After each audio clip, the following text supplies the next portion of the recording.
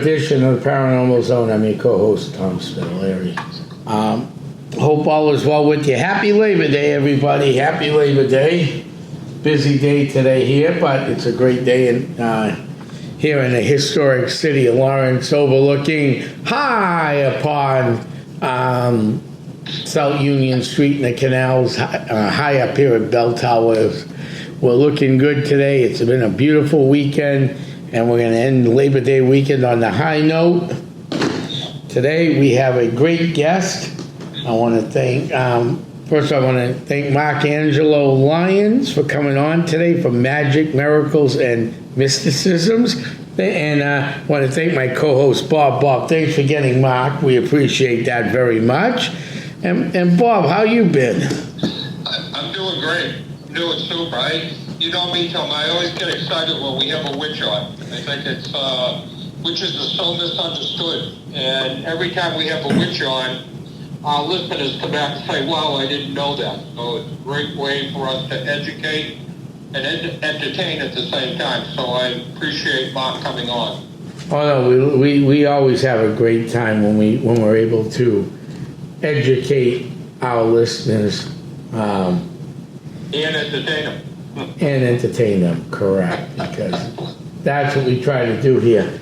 So Mark, how you doing? I'm doing good. It was a busy weekend, and it's a busy week ahead of me, so this is a nice break from what I usually do. I've been interviewed a lot over the decades. I've been doing this for a very long time. I'm going to be 57 this Saturday, so, I started my path relatively young. So, I'm here to, it's so funny that you say the word educate and entertain, because I call it edutainment. Well, There you go. well, First of all, happy birthday. happy birthday, Mark. That's number one. Number two, we'd like to say, hey, you're one of the youngest guys here. Well, but in the community, I'm considered an elder, so I'm like, all right. There you go. There you go. Well, there's nothing wrong with being considered an elder, Mark. Yeah. There you go. Yeah. I mean, I think I'm the eldest spokesman in the room. I'm 94 years old, so I feel great. Wow. Whoa. Mark, one question I had to start off with. One of the things that we've experienced, just to give you some background, Tom and I have both been in the paranormal 20 years each, so we've certainly been around for a while.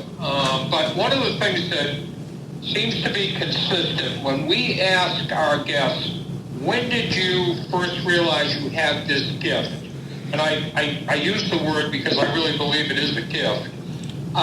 It's interesting that we see abductees, UFO abductees, we see mediums, and they all tell us about 6 to 10 years of age. It's almost consistent. Yeah. And I wonder, Mark, if there isn't some tie, I'm going to use the universe for lack of a better word, that the universe selects candidates that they know are going to make a lifetime career out of this gift. Yeah, I have a lot to say on that. I was born into absolute chaos. My mom lost a baby in between my older brother and I. The doctor told my father to get her pregnant immediately so she doesn't experience the loss, which right now, that's like ridiculous, right? You go through your grieving process, you don't have another kid to fill the void. But my father was very abusive. My mom ran for her life. And the lawyers for my father made the case that it was parental abandonment, and so they gave us to the abusive one. So most of what people call a gift is really just a skill, but it's usually triggered by trauma. Now, I was too young to put that into words as a kid, but I was essentially, my brother and I were used as like bargaining points, like with custody and all that stuff. So I grew up in this really chaotic environment, 3 smoking alcoholic. My father moved in with his parents.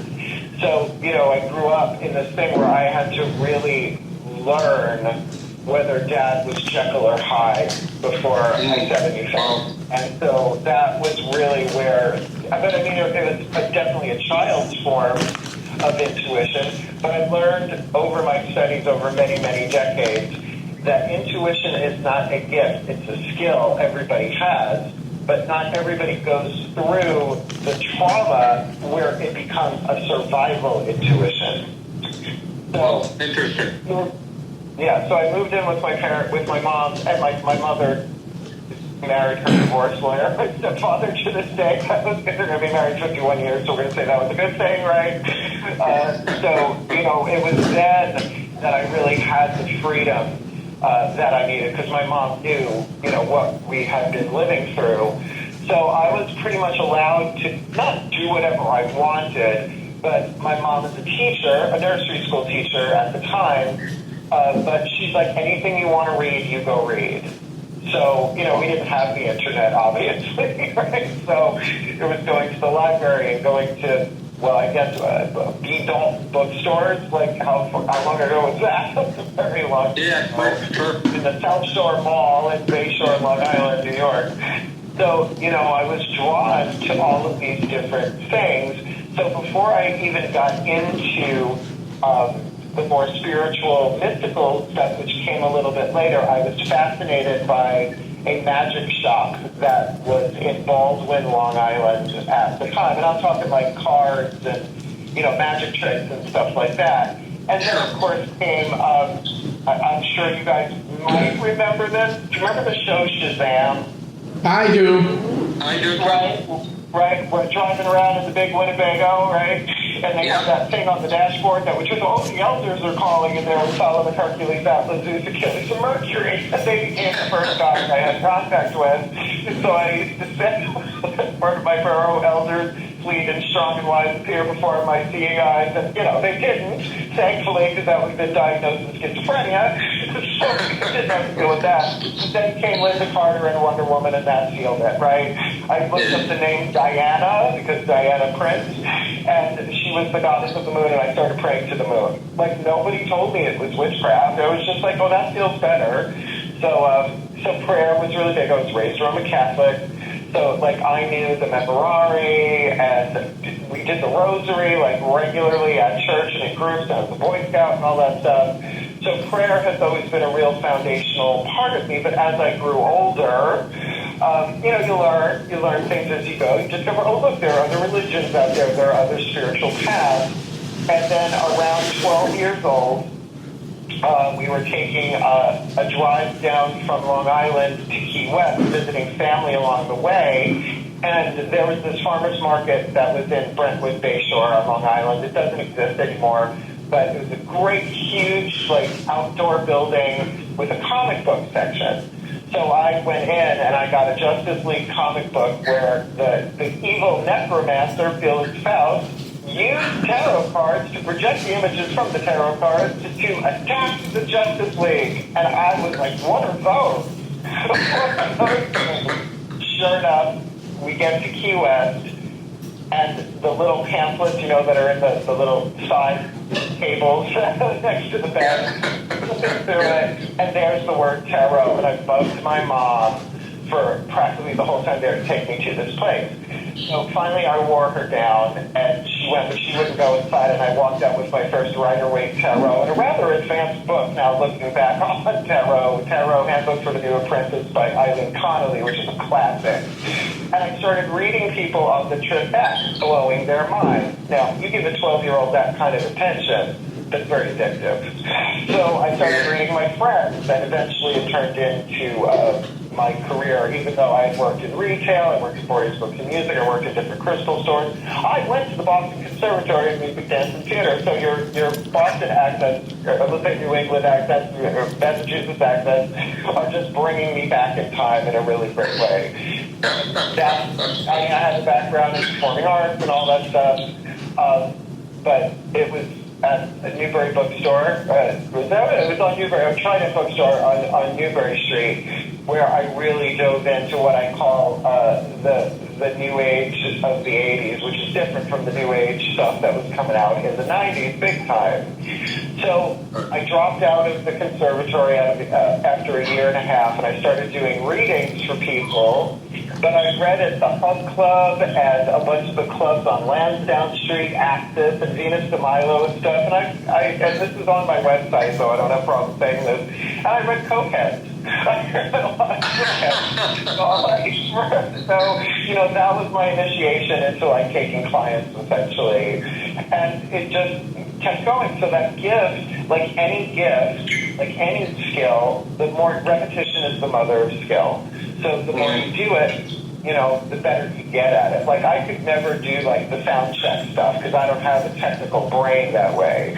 But I'm really good at translating spiritual, mystical truth, whatever you want to call it, in a way where my clients can hear it. And that's, you know, from a very, very long career. So at one point I worked at Borders Books and Music in Bohemia, Long Island. That no longer, I don't think Borders even exists anymore. But that's where I met the woman who would end up being the high priestess to my high priest for a coven called the Solitaries of the Silver Broom. I'm no longer affiliated. We, at some point, turned it into a 501c3, Silver Broom Ministry, so I was an ordained minister for a while, and a teacher, and that's where I did a lot of my teaching and spiritual counseling. And then, I guess it was around my 50th birthday, so I guess that was, 7 years ago, it all blew up. And I didn't know what to do with myself. I would take clients here and there, but it was really the pandemic that, oddly enough, ironically enough, saved me because nobody was making money because no one could leave the house. So I started a YouTube channel and I started doing general reads because I realized that was the thing and I got monetized and all of that. And then they changed the algorithm and it destroyed. I mean, I went from 1,000 views a day to like 5. Yeah, that was rough. That was a very, very rough time, but that's where I found Patreon. So regardless of the path that I was supposed to walk, the divine always gives everybody what they need in the moment and the next step, if you are willing to commit, and I'm 100% committed. So to anybody who feels like, oh, they have the gift, it's a fear that, well, if I had that kind of power, would I use it? Well, so this way, I don't have the gift. Yes, you do. Everybody does. But it's so internal, emotional, and visceral in the body that people don't recognize it as an intuitive skill, but it is. So, right. And you know, the other thing, Mark, we talk a lot about on the Paranormal Zone is that, because I was very interested when you were talking about Mom, because she seemed to be the catalyst that pushed you in the right direction. But back then, and we were all over the age of 50, so back then is 20 or 30 years ago, we were so conditioned by our parents, one way or another. Women couldn't, be cops. Men couldn't be nurses, that type of thing. And we grew up being conditioned about that. There's no such thing as ghosts, and on and on and on. And thank God that over the years, I think that changed. Oh, yeah. Well, I think that, the word New Age has such a stigma to it now, but at the time, the definition of what the New Age meant, it was the New Age of awareness, a New Age of consciousness. Right, like chakras. Like, our grandparents wouldn't know a chakra from an Oreo. You know what I mean? What are you talking about, right? Sanskrit just means we all light or light, and now they're everywhere, right? You can get chakra jewelry at 7-Eleven if you want, right? It's everywhere. Oh, sure. 25, 30 years ago, you had a crystal at age 12. Your parents got all concerned over that. Today it's very popular. I'm very much into crystals myself, though I don't understand them very well, but I'm into them. And tell me this, because a lot of the witches we've had on, we've done 96 podcasts so far, and we've probably had 8 to 10 witches on. Tom and I both, separate areas, have had our own radio shows. Mine was in Portsmouth, New Hampshire, and I was the first one to ever have witches on. Is the contemporary witchcraft today overriding the concept of witches were evil coming out of the 1600s?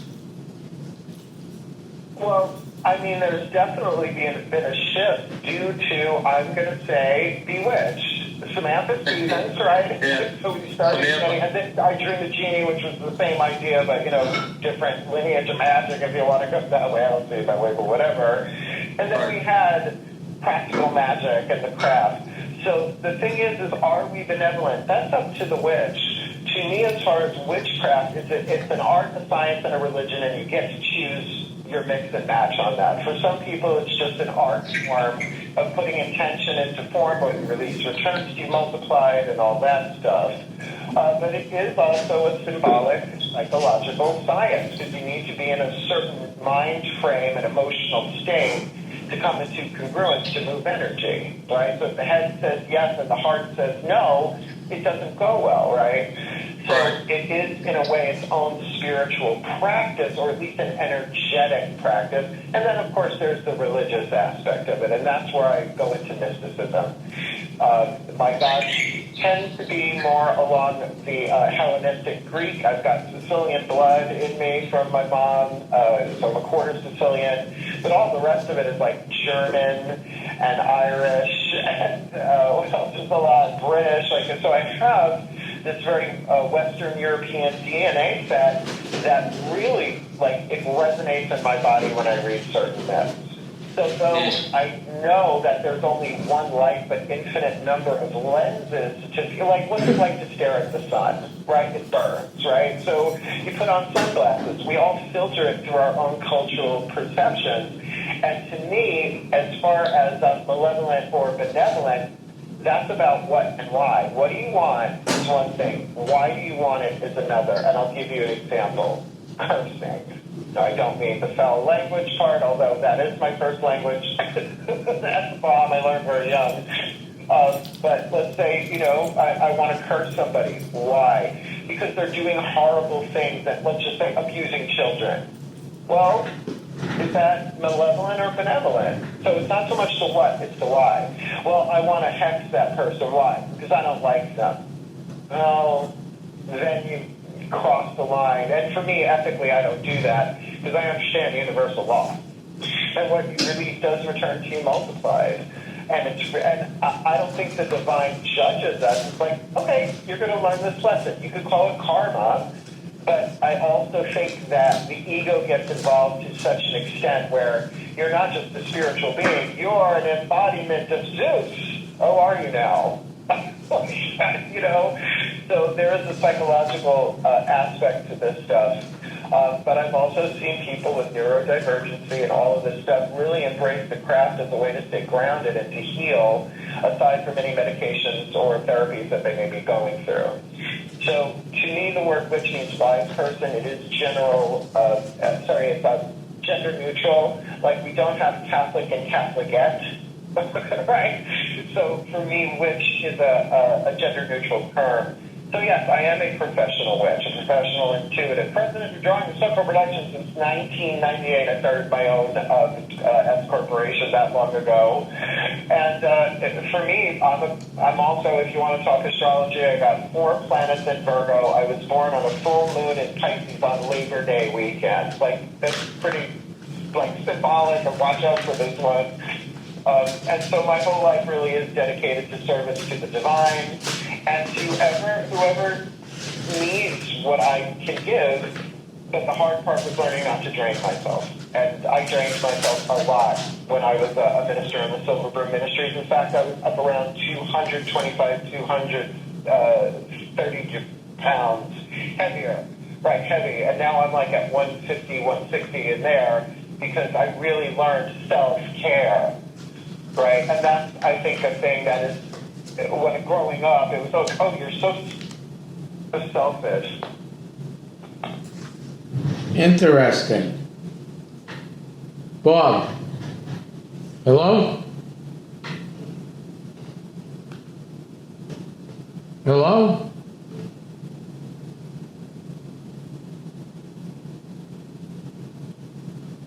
Wow, this is interesting. We are now having technical difficulties. We will be right. Bob? Bob?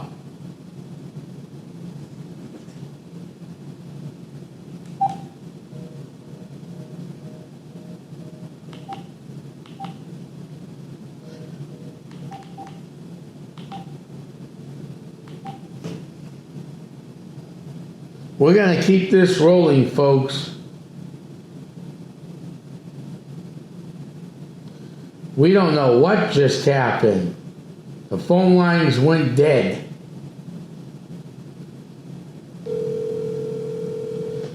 The phone lines went dead. Hello? Hey, Bob, I don't know what just happened. We just had like a dead phone line. We are still going live with the show, but we lost both of you. Okay, I could hear you clearly.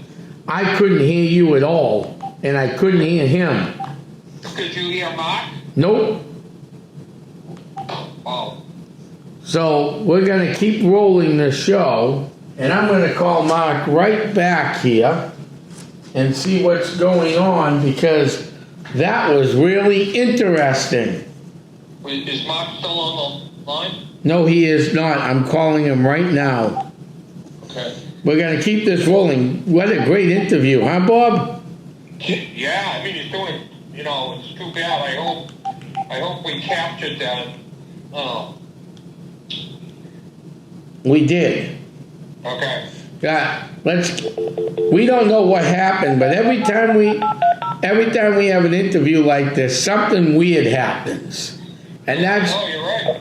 That was just weird. I could hear you clear as day. I mean, we don't understand what happened, but it happened. And we're going to get him back. That's what makes these podcasts even more interesting. So, He's trying to call, but I can't answer him. I know, we're live tonight, and we don't know what's going on, but it's been real interesting. Text him back on your phone and tell him I'm calling him back. Mark? Yeah. It's not No. there? It just went to his voicemail. So right Can you now, still hear me? I think he just tried calling here now.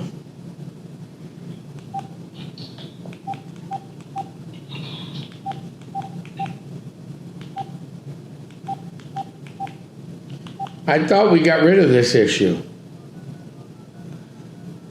Every time we have somebody on like this, we have an issue. It is real interesting, folks. Okay. Hey. Right now, you're coming in, breaking up. I'm hearing like every other word. Okay, we got Mark back.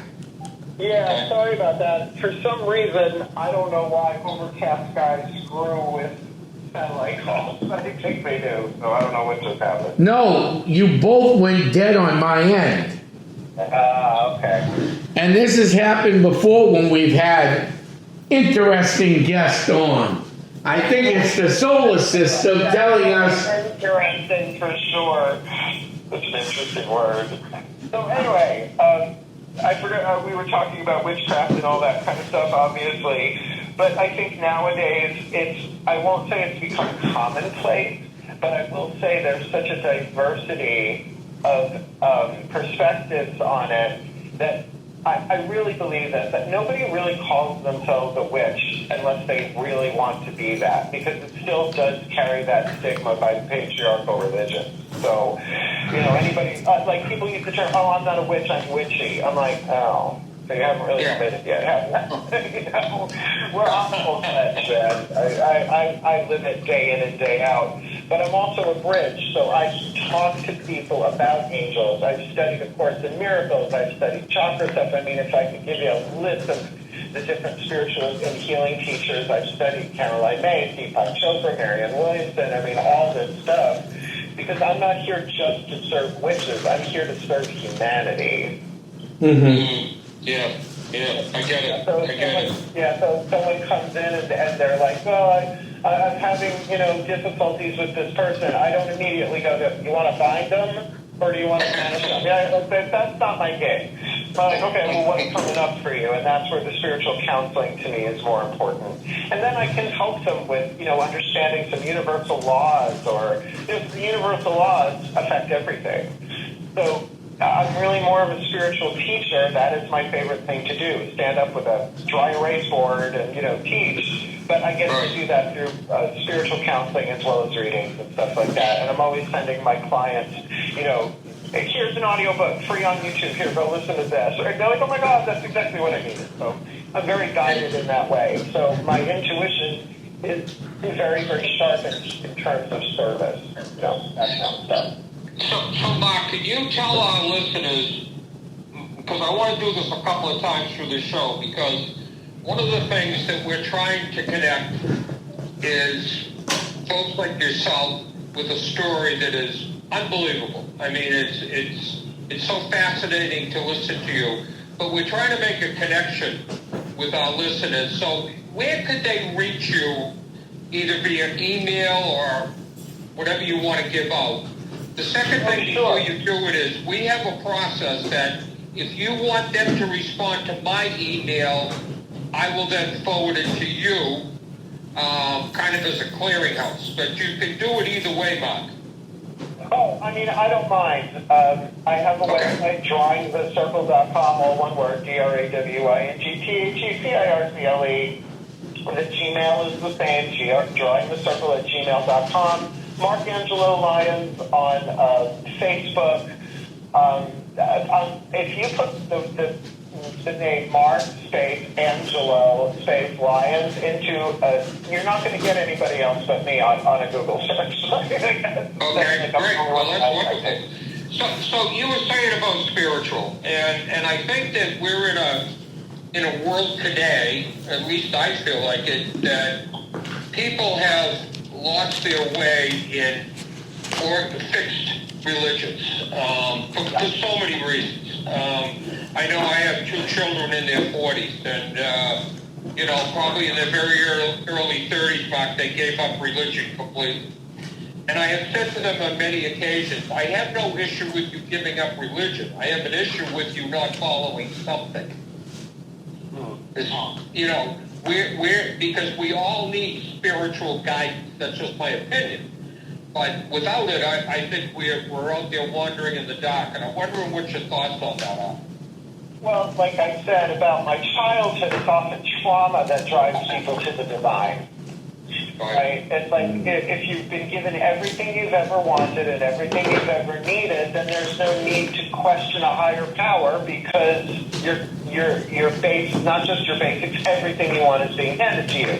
Now, I have said to my clients for a decade, what you want may not be what you need. Crackheads want crack. So what if they, all of a sudden started manifesting it out of thin air? You can't go that far with that, right? Eventually you're going to die. So for me, it's like I will try and meet anybody where they are. It doesn't matter. But if they're coming at me with pitchforks and torches, I have lawyers. People really like me. Yeah. And that's the thing for a lot of people. I'm their witch. They're not necessarily interested in becoming witches. They're interested, but I'm the one that they come to, because again, it's from the wise person. But here's what I tell my students. I say to them, look, knowledge is not wisdom. I can read every cookbook in the world, but until I put blowtorch to sugar, I do not have creme brulee wisdom. Right? It's like you can read a book on auto repair, but until you change a tire, you don't have it as wisdom yet. So we all have our own wisdoms, right? We all have our own things that we have lived through, and that's all you have to do is live through it. So dark night of the soul and shamanic descent, going into the underworld, shadow work, all that stuff usually doesn't happen until someone is struck by an unexpected thing that from the spiritual perspective is exactly what they need, but from the human ego experience is a calamity, is a disaster, is a trauma. So these, I believe, are all written into our scripts before we come into these lives, right? So I say to my students, well, anybody who incarnated in your body would have the same challenge. And then it becomes impersonal. You know, like any child that was born in this body is going to be a child of divorce by 2 years old. Right. And certainly, we're seeing that today when 50% of marriages end up in divorce. Yeah, well, and that's the thing. I think that and, you know, I'm single, and I'm a gay male, so, you know, coming out of the closet, that was another trauma I had to live through. I came out in 1984, so, you know, it's in junior year of high school. So, you know, finding your way is the spiritual path. And learning what you can, and then teaching by example. Like people who get a book on tarot and start doing readings, that's great. But when they start calling themselves a tarot master, it's like, have you really done it that much? What have you learned? Because when you teach by example, you're not trying to be known or seen. You just remember what you've learned, and you share it with the people who are ready to hear it. So we can all teach by example. Kindness. Perfect example. I go to go food shopping at least once a week, right? Like most people do, and I silently bless people. Right? May you be blessed. 4 words. No, not a hack, nothing like that, not a spell. Just may you be blessed. But I always make sure that the cashiers laugh. Right. I always make sure that they have a good time with me, so that I am living that presence of love and wisdom and power all in one package, right? And so I've also been studying quantum physics, not the math part of it, you know, because that hurts my head. But, you know, like biophotons and, you know, quantum entanglement and all this stuff. And so I'm even looking at witchcraft and saying, well, I guess that's how some magics work, right? You know, some spells work because there's a quantum entanglement between the piece of hair you have and the person that you're hopefully sending a blessing to, right? So there's always more to learn. You know what I find, Mark, you know what I find interesting? Now, I've been doing the paranormal over 20 years, as Bob has said, right? Yeah. And I'm going to tell you what I find real interesting. Bob, if I lose you, I'll call you right back. My phone's acting weird. Okay. It's now calling, oh no, you know, just let it go through. It's calling you on video, don't even pick up. Boy, we're having fun tonight with this one. Yeah. I have people call me up. Tom, you use the pendulum when you do investigations. Yes, I do. Yeah. Are you a pendulum master? No, I'm not. Well, you've been doing it for 20 years. Yeah. You know how easy it is if you even have a little twitch in your body to throw the pendulum off? It's the same thing as tarot. I mean, you can learn, it's the pendulum, it's tarot, it's everything we do in this field. No one's a master at it because you keep learning every day of the week. Yeah. And that's what I also tell my students. When a witch says they're done learning, they're dead in the water. It's like you never stop. No. You never stop learning. And now with the internet, you know, we're walking around essentially with the libraries of Alexandria in our phones, right? We can get info on just about anything now with AI. So I would just encourage anybody, whether you're interested in witchcraft or, you know, definitely questions here is about Wicca and that. And so I do teach that, you know, there's this great big religion tree. 3 huge limbs on it are patriarchal religion, right? So we've got Judaism, Christianity, and the Muhammad traditions, right? Muslims, all that. Everything else is called paganism according to religious studies, comparative religion. Mm-hmm. And on that part of paganism, because we also then have Taoism, Buddhism is considered pagan, right? Tell who wrote the book on that. Right. But on there is this big part called magic, and one of the limbs off of that bough is witchcraft. But there's also ceremonial magic, which is really more like Christian-based, and the Kabbalistic stuff of the Hebrew traditions, right, the Jewish traditions. And I'm an eclectic. Like, I will study anything that I am led to and drawn to that clicks. So I just finished up altogether 19 weeks of training with these 2 spiritual teachers and healers called Matt and Joy Khan, K-A-H-N, like Madeline and Shaka Khan. Yeah.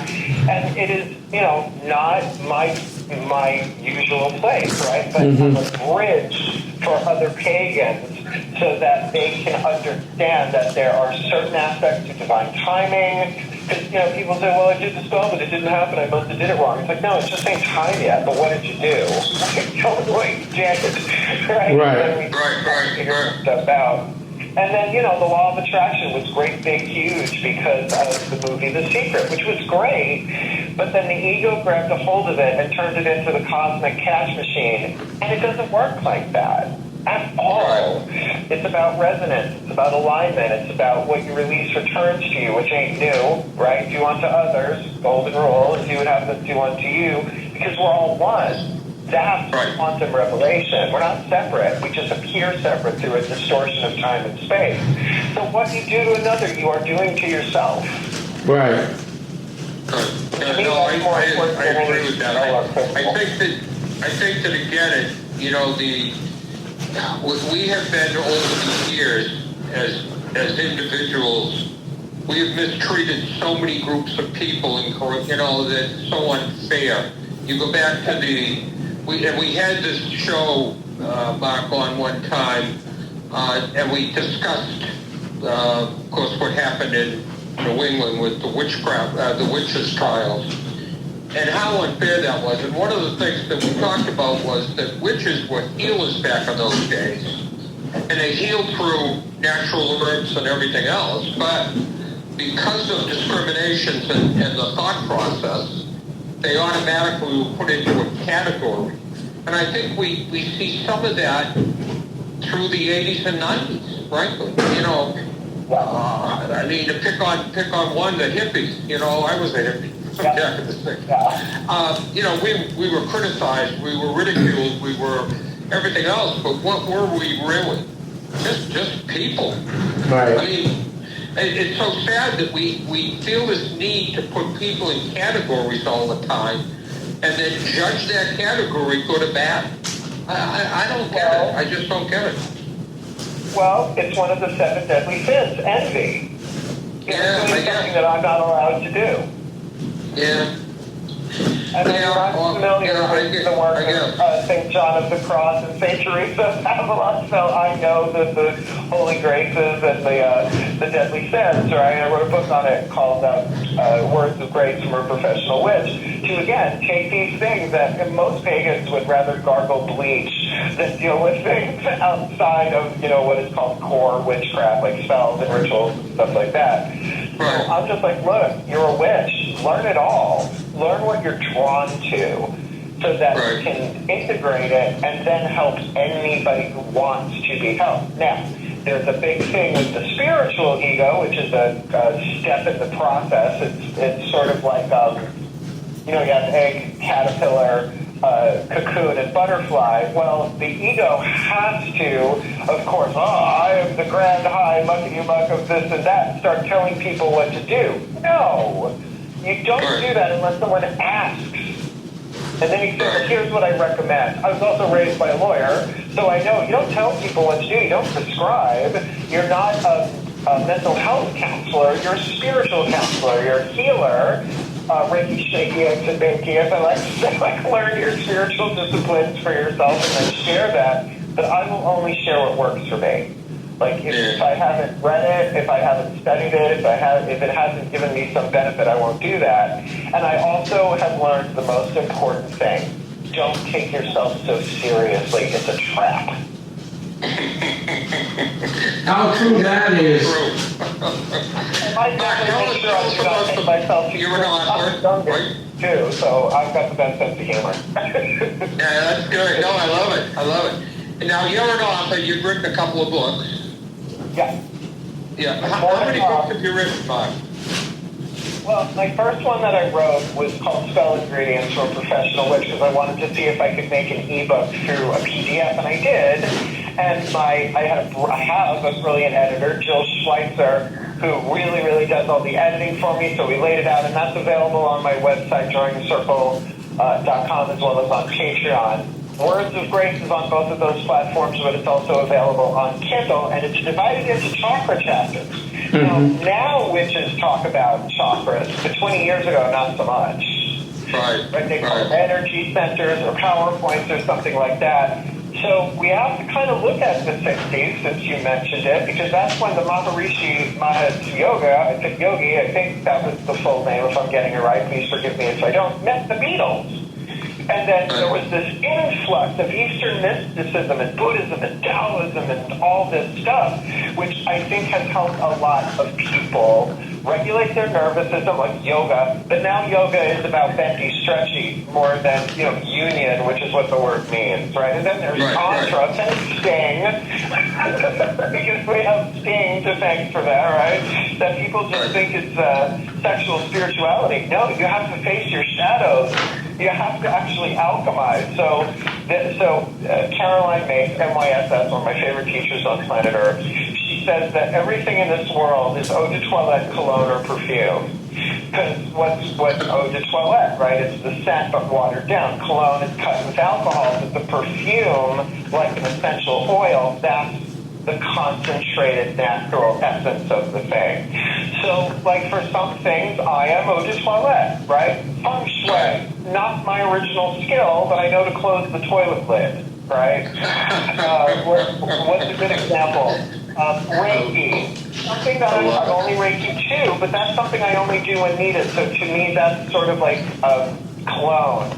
When it comes to mysticism, divination, healing work, just all this stuff there, I am 100% mystical perfume. So I can, and that's the thing, I don't want to just specialize, nor do I want to overgeneralize into everything, but I know what my skills and my values and my strengths are. So that's what I tend to attract, are people who need that. But I also want to say that when you live it, when you practice what you preach, people almost don't care, because they want what you've got. How did you get here? And then there's an open mind and a willing heart to at least dip a toe. And I never tell people dive in all at once. Dip a toe. And that's why I am considered an eclectic witch. And just to go back to Wicca, not every Christian is a Catholic, but every Catholic is a Christian. All right? So is every witch Wiccan? No, but every Wiccan has the opportunity to identify as a witch. So there's a lot of nuance there that I think gets lost through the internet and Facebook and Instagram and all that stuff. But I'm glad there is a new generation coming up. And now with Practical Magic 2 coming out next year in October, we're going to see another resurgence. Because when the movie The Craft came out, and they both came out around the same time, Practical Magic, Nicole Kidman and that whole cast was just radiant. That really kicked off my career big time. So every time another one comes out, sure enough, there they are. Now, I have what's called a residence, like a residence in Vegas, but at the Magic Moon in Saratoga Springs, probably the biggest crystal metaphysical shop and stuff like that. And I'm really good friends with the owner, Veronica. And I mean, the evolution that they have seen over because her business, Magic Moon's been around for over 30 years now. So, there's this never-ending hunger for it, but it usually kicks in when there is something going on in the world that people can't use ordinary means to deal with or explain, which I guess you could call paranormal. Like, we are living in very paranormal times right now. And I've had my paranormal experiences. Back in the day, I used to do house blessings, which are exorcism. Right. Right? Walking around with the salt and the sage and the candle in the room and all that stuff. And I saw a lot of crazy go on. I've seen people with entities attached to them. Now, I don't do that anymore. But, I've had some experiences in the New Age world. I used to work for a woman, a spiritual teacher by the name of Spitalere. They named a Toyota after her, apparently, right? So that was like the early New Age 90s, where shit got really, really weird. And expos, and, all over the United States are all these New Age, healing things going on. And most of it was a bowl of granola, fruits, nuts, and flakes. But it was a necessary journey for us to really get struck with the traumas of this world that made us go deeper. So I don't mind being an eclectic witch. Some people are like, oh, you don't have a lineage. I trained with Silver Razor Wolf and Black Forest Clan. That's how I got my original ordination. And it nearly killed me. No shit. It nearly killed me. So that's literally nearly killed me. So, I have survived it. All you have to do is survive it. Like all your traumas, you just have to survive it and reach out and ask for help. But most people are way too proud. That's the deadly sin of hubris. They're too proud, so they continue to suffer, and then they make everyone else suffer around them. And I'm not that. Sure. I think it's in the interest of full disclosure. I'm also a Catholic. I happen to be quite older than you guys, but isn't every religion based on the paranormal? I mean, the definition of paranormal is something that says it can't be proven by science or physics, and I always add common sense, which a lot of people don't have anymore. But when you look at those three things, Mark, believing in a higher being, whether you call him God, Buddha, whoever it is, isn't it belief without evidence? What's interesting is the original meaning of the word belief was about love, devotion, and dedication. And then I think around the 1400s, the meaning was shifted to assign truth to something. So I love the original meanings of words. Like I'm always asking Google, what's the original meaning of this word, right? The etymology or whatever. And it blows my mind every single time how far it's changed, how much it's changed over the centuries, if not the millennia. So to me, go ahead. Believe, put your love, your devotion into something, but just make sure it feels good in your nervous system. Right, and the big thing here, Mark, is that you're not being pushed or forced into it. This is where I think we've gone on track over the years, that we want to force people into categories. And they feel obligated to go into those categories. And I say to people, why? Who are you? Know who you are, not what someone's telling you are. Yeah. Well, and often that's psychological projection. I learned about psychological projection through A Course in Miracles, which was supposedly channeled from Yeshua ben Joseph, Jesus Christ, through a Jewish woman who was a research psychologist at, I think, Columbia University in the 70s, right? So there's so much information to be had, but you can't eat it all at once. You can't eat an entire Costco by yourself, right? You just take little bites, chew it, digest it, and then share it if it works for you. And that is what's kept me going all these years. Because I've been through Dark Night of the Soul twice, maybe even 3 times, where there was no way out, and it was the divine that pulled me through.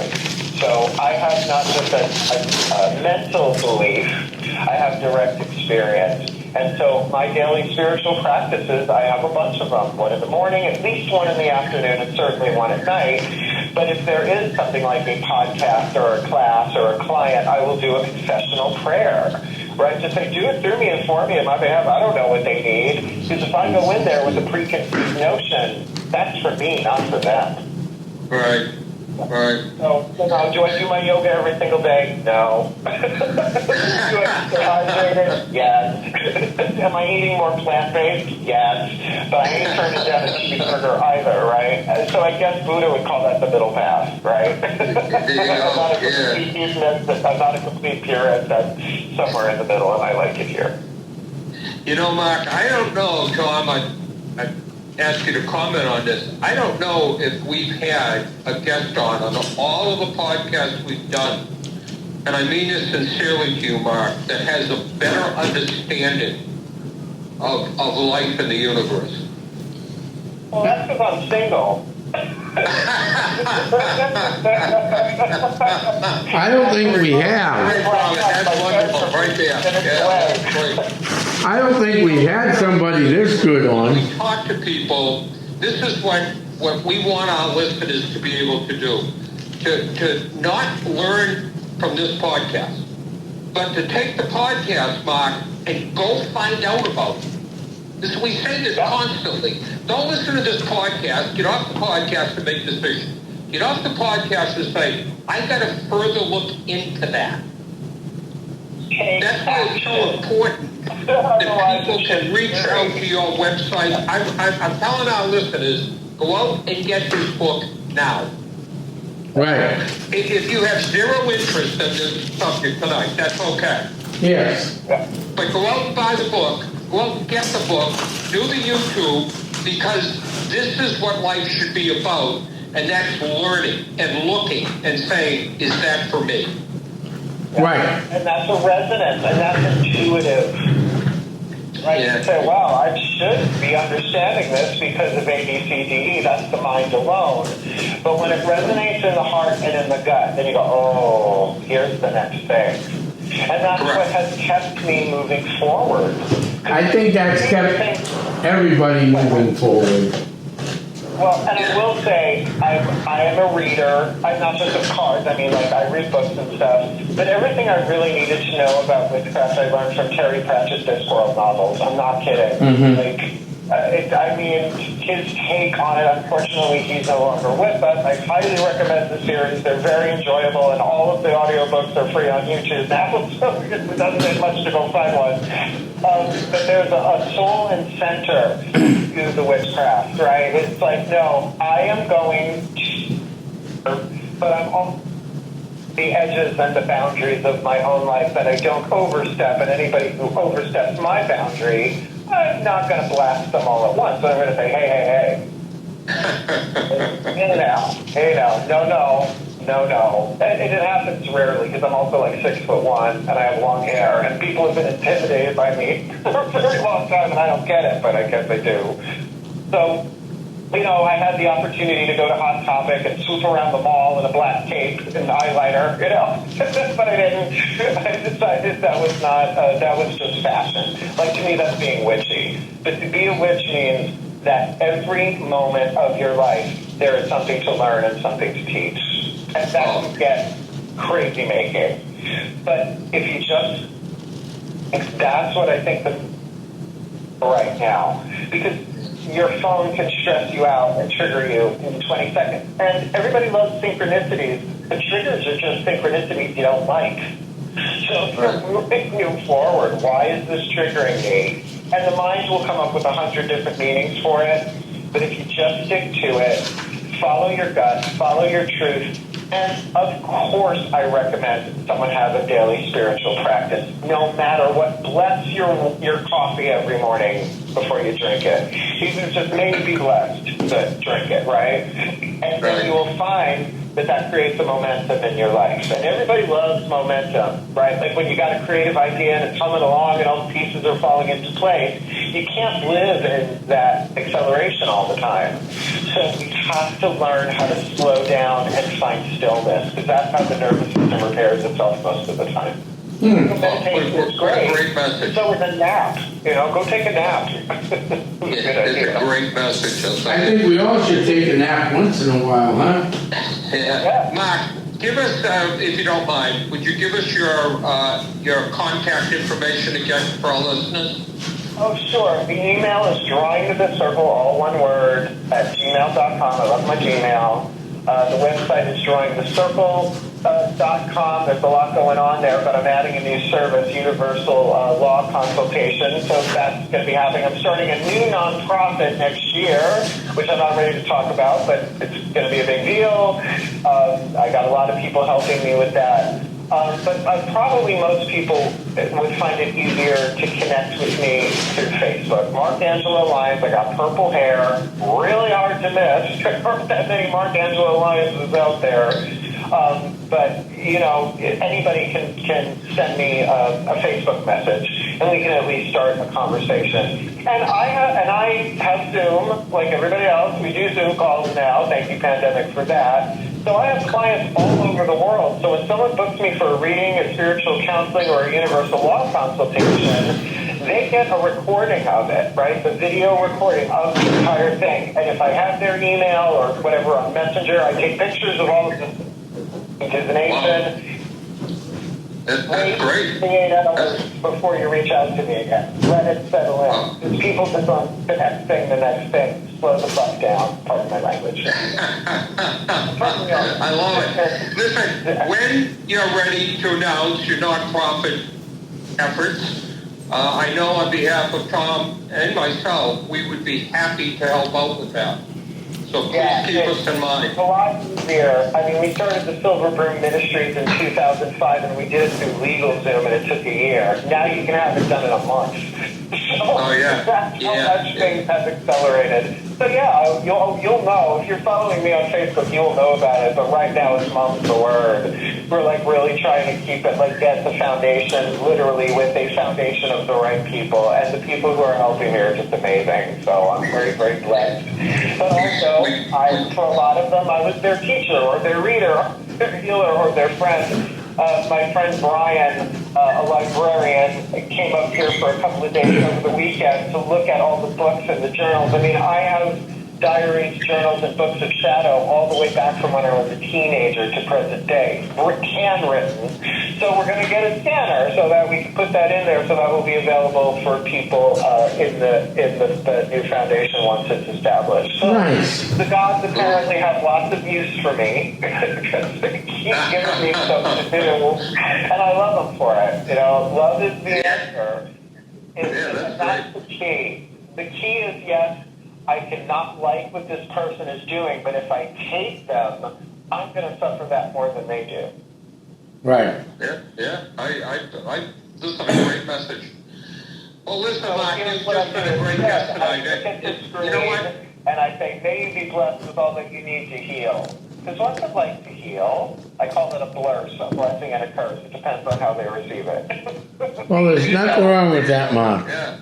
Well, thanks for coming on. You've been a great guest, and I have to tell you that I think our listeners will be excited about hearing this. And I can't thank you enough for being part of the Paranormal Zone tonight. I know Tom wants to do some closing comments here. Sure, well, thank you so much for having me. I give good interview because I don't take myself so seriously. Right, exactly. This was one of the best interviews. Wow, it was a fun one. Wow, that was a great episode. I want to thank Mark personally for coming I just on. want to say that I intend to stay in touch with you via text messages and instant message. I hope you don't mind. Not at all. No, I'm here for anybody who's interested, you know, but if you come at me with pitchforks and torches, I'm calling my lawyers. Yeah, no pitchforks, I promise. No need for pitchforks, no. Yeah. There you go. All right, well, I want to thank everybody. Thanks, Mark, for coming on tonight. This was an awesome show. I want to thank everybody who's tuning in from across wherever, England, France, Germany, Antarctica, Sicily. It's been, we're getting a lot of views from all over the world, so that's good. Next week's show will be a great show too, and we'll start getting some of the September stuff out there. September 13th kicks off Trails and Sales, and we will be at the Haunted Hilldale Cemetery starting at gates open at 6:30 that night. Ghost hunt at 7. So come on down. We'll be there the whole month of the rest of September. Days in October. We got stuff going on at the Haunted Sandown Meeting House and the Town Hall coming up. I mean, not Town Hall, Meeting House and Train Station. We have talks coming up at a bunch of public libraries. Bob, so we got busy season coming up, don't we? Yeah, and you know, we're still looking for people that want to join Skywatches New Hampshire along with Skywatches National. Yeah. Talked to somebody today, so our listeners know that we may be bringing on from Michigan. So Nice. But if you're looking to join Skywatches New Hampshire, give us an email and we'll get back to you right away. And if you're interested in joining Essex County Ghost Project, we got a great team. But I'm always looking for a few more just in case because we do get busy. So I want to thank everybody for tuning in. Good night, everybody. I'm heading back to my crypt. Good night.